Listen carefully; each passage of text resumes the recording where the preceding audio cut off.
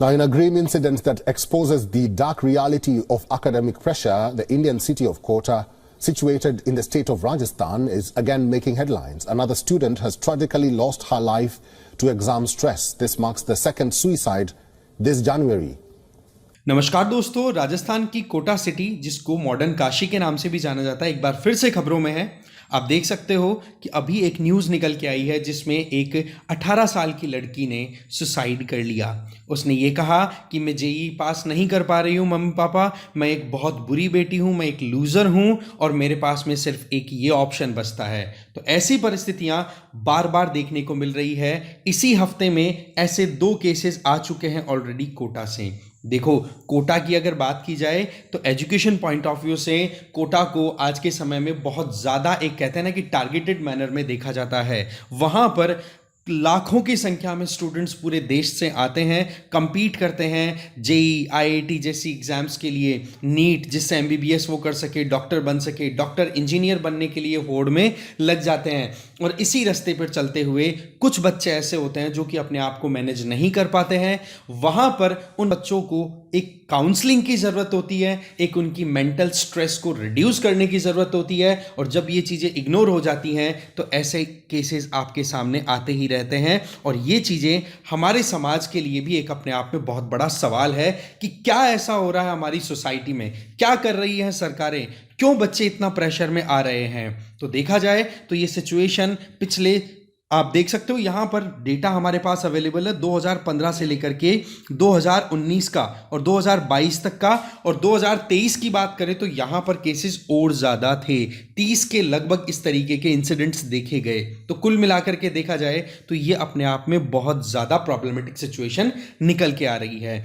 तो आपको ये चीज़ें यहाँ पर समझने की ज़रूरत है कि क्या रूट कॉज है, किन चीज़ों पर हमें अटेंशन देने की ज़रूरत है। देखो, मामला शुरू होता है ना, वो शुरू हो जाता है पेरेंट्स की एम्बिशंस से। अब एम्बिशन रखना, अपने बच्चों के लिए सपना देखना, ये कोई गलत बात नहीं है। क्योंकि ये जो केस है इस लड़की का जिसने ये इस तरीके से अपनी ज़िंदगी तक ले ली, इस केस में आप देखोगे कि पिताजी जो हैं वो एक सिक्योरिटी गार्ड हैं एक प्राइवेट बैंक में, वहीं कोटा में।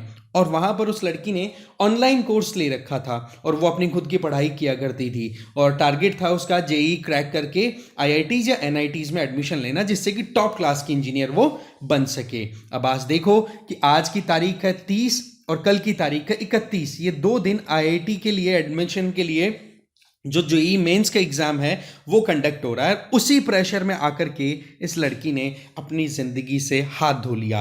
आप देखोगे कि जब इन्वेस्टिगेशन हुआ तो पता पड़ा कि उसके जो कज़न ब्रदर सिस्टर्स हैं उनसे बातचीत हुई तो उन्होंने कहा कि ये लगातार बहुत ज़्यादा स्ट्रेस से गुजर रही थी और इसका नतीजा यहाँ पर ये आ गया। अब आप देखो, यहाँ पर एक इंपॉर्टेंट लाइन मैं आपको बताना चाहूँगा कि अज़ल तो मुफ्त में बदनाम है ज़माने में, कुछ उनसे पूछ जिन्हें जिंदगी ने मारा।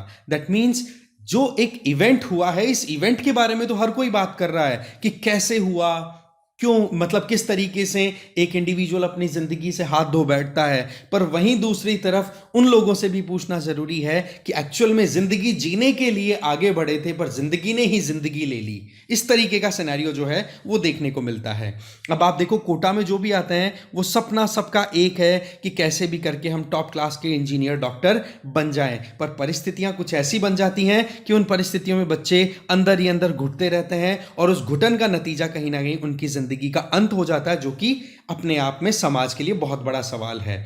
अब इसके पीछे कुछ चीज़ों को हम यहाँ पर समझने की कोशिश करते हैं। देखो, एक तो कारण ये बताया जा रहा है या फिर हम समझ सकते हैं कि बच्चे जो हैं वो जब स्कूलिंग करते हैं तो स्कूल में जाने का मतलब केवल एजुकेशन ही थोड़े ना होता है। एजुकेशन दैट मीन्स आप पढ़ लिख रहे हो, उसके अलावा आप वहाँ पर बहुत सारी चीज़ें और भी सीखते हो। फॉर एग्जाम्पल, आप वहाँ पर अपना खुद का डेवलपमेंट, सेल्फ डेवलपमेंट कर पाते हो। आप अगर देखो तो आपकी बॉन्डिंग बन पाती है, आपके अच्छे दोस्त बन पाते हैं, आपका इमोशनल स्ट्रेंथ है वो इंक्रीज होता है, आपकी डिसीजन मेकिंग बढ़ती है, आप टीम वर्क में रिलाई करते हो, आप स्पोर्ट्स में भी पार्टिसिपेट करते हो, आप आर्ट एंड कल्चर में भी पार्टिसिपेट करते हो, आप साइंस, फिजिक्स, केमिस्ट्री, मैथ्स, हर चीज़ में अपनी तरफ से एक्सप्लोर करने की कोशिश करते हो। बट होता क्या है, आजकल बच्चों को स्कूल से हटा करके और डालना शुरू कर दिया कोचिंग में। हालत तो ये हो रही है कि अब 5वीं क्लास के बाद में ही बच्चों को, बेचारों को प्रेशर कुकर की तरह उठा करके और डाल दिया गया है कोचिंग हब्स में, कोचिंग सेंटर्स में, जहां पर केवल वो क्लास में बैठते हैं और पढ़ने लिखने के अलावा और कोई काम नहीं है, जहां पर वो थोड़ा सा स्ट्रेस को रिड्यूस कर सकें। आपने 3 इडियट्स देखी होगी कि जिस तरीके से कुरैशी जी एक चीज बोला करते थे फरहान को कि बेटा तेरा आईसीई में एडमिशन हुआ है, अच्छों का एडमिशन नहीं होता, और अगर तू इंजीनियरिंग छोड़ करके कुछ और करेगा, क्योंकि फोटोग्राफर बनना चाहता है, अगर तू कुछ और बनना चाहेगा तो शर्मा जी क्या कहेंगे। तो फरहान ने क्या कहा था उस टाइम पे कि पापा मेरे लिए मेरे रूम में एसी आपने लगाई है, तो मैं शर्मा जी की क्यों सोचूं। आपको मैं इतना बता सकता हूं कि अगर आप मुझे इंजीनियरिंग में डालोगे तो हो सकता है कि मैं इंजीनियर बन जाऊं, पर अच्छा नहीं बनूंगा, पर फोटोग्राफर जब बनूंगा, जो मेरा खुद का सपना है वो मैं अगर करता हूं तो बहुत अच्छे से करूंगा। दैट मीन्स एक बच्चे की प्रॉपर काउंसलिंग होनी जरूरी है। पेरेंट्स को सोशल स्टेटस के चक्कर में नहीं पड़ना चाहिए। यहां पर थोड़ी समझदारी, थोड़ा सा अपना इवैल्यूएशन पेरेंट्स को भी करने की जरूरत है, क्योंकि हमारे यहां पर एजुकेशन को लेकर के इतना ज्यादा कंपटीशन होने लग गया है। उस कंपटीशन को लेकर के पेरेंट्स बच्चों पर दबाव बनाते हैं कि यार उसका बच्चा तो ये कर रहा है, मेरा बच्चा ये क्यों नहीं कर पा रहा। तो वो सिचुएशन कहीं ना कहीं अपने आप में बच्चों के लिए स्ट्रेसफुल हो जाती है, और फिर बच्चे जो हैं वो पेरेंट्स की स्ट्रगल को देख करके सोचते हैं कि हमें कैसे भी करके एग्जाम क्रैक कर लेनी है, और उस एग्जाम क्रैक करने के चक्कर में आप देखोगे कि वो एक ग्राइंड होती हुई सिचुएशन में चलते चले जाते हैं। और उनमें से कुछ बच्चे ऐसे होते हैं जो कि कहीं ना कहीं ऐसे कदम उठा लेते हैं जो कि रिकवरेबल होते नहीं है, डैमेज दे जाते हैं पेरेंट्स को, डैमेज दे जाते हैं सोसाइटी को। तो ऐसे में राजस्थान सरकार ने भी देखो अपनी तरफ से कुछ कदम उठाए हैं। आप यहां पर एक एडमिनिस्ट्रेटर के तौर पे सोचो कि कैसे इस प्रॉब्लम को हम सॉर्ट आउट कर सकते हैं। तो सरकार ने जो कदम उठाए, देखो 28 सितंबर 2023 को राजस्थान गवर्नमेंट ने यह कह दिया कि इस तरीके के जो इंसिडेंट्स हैं, इन इंसिडेंट्स को हमें कैसे भी रोकना है। इसके लिए बच्चों की मैंडेटरी स्क्रीनिंग होगी, दैट मीन्स उनकी प्रॉपर काउंसलिंग होगी।